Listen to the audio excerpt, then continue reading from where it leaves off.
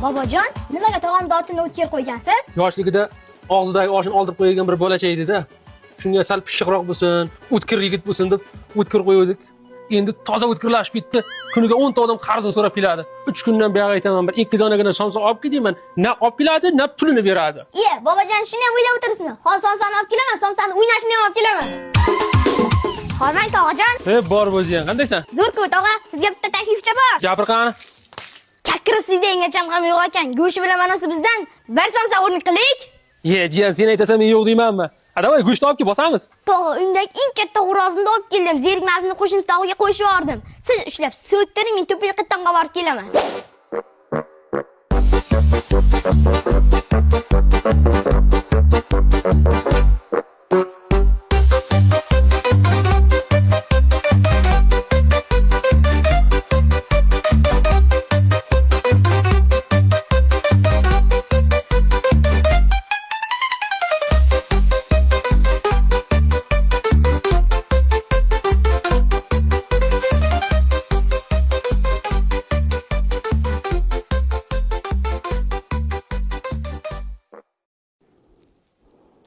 Dadasi eshitdingizmi?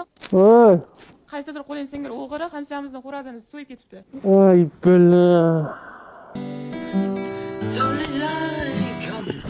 Alo.